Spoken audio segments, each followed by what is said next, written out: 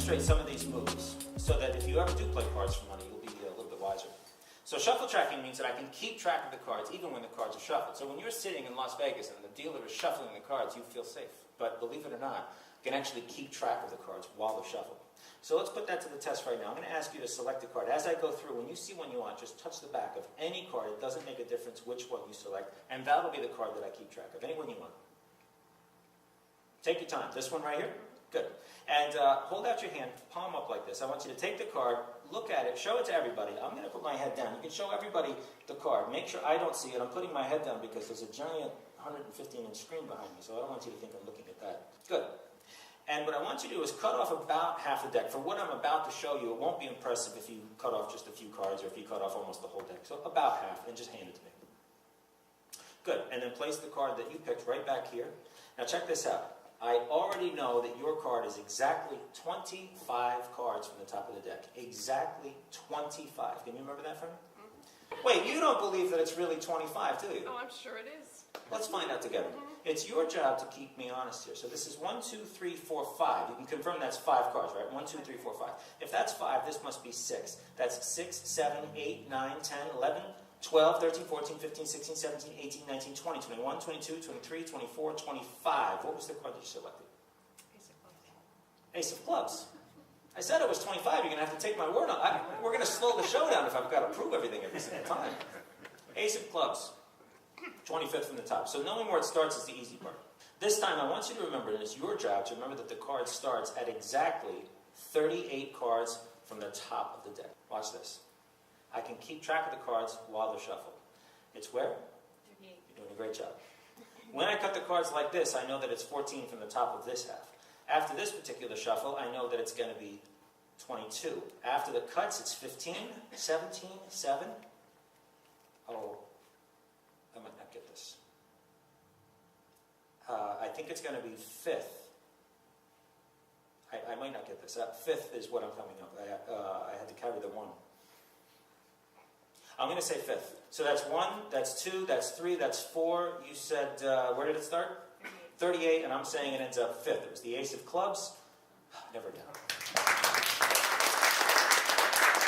You know, for a second, I thought I screwed up, but then I remembered that I don't do that, so it's not a big deal. It's fine.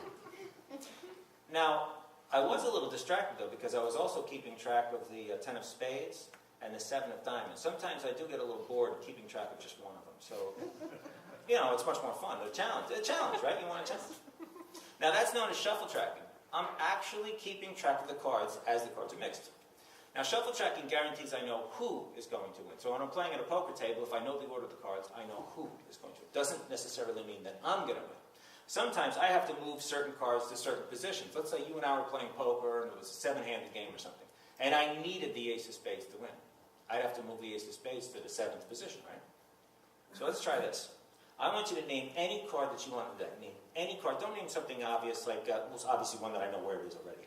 And don't name the Ace of Spades, or sometimes girls think of the Queen of Hearts or Queen of Diamonds. Name something I couldn't have anticipated. 8 of hearts. 8 of hearts. We use the 8 of hearts for this.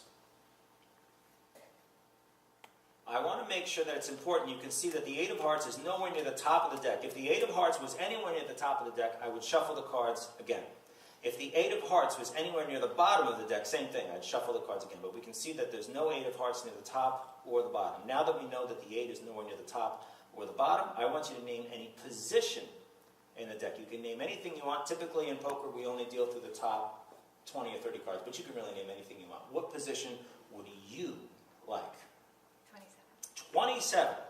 Let's assume the 8 of hearts was the one card that I needed to win, and I needed it at the 27th position. I'd have to move it there. If you're going to play cards for money, you have to watch out for this move that I'm about to do.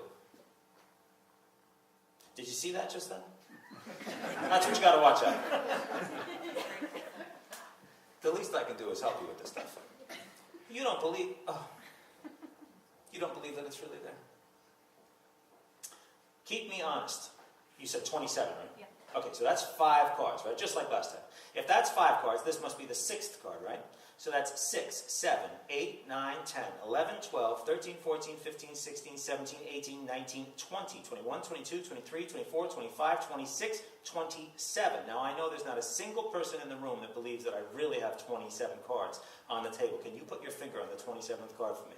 So I'll count them again. 1, 2, 3, 4, 5, 6, 7, 8, 9, 10, 11, 12, 13, 14, 15, 16, 17, 18, 19, 20, 21, 22, 23, 24, 25, 26. Put that face up. You said the 8 of hearts, right? So the 27th.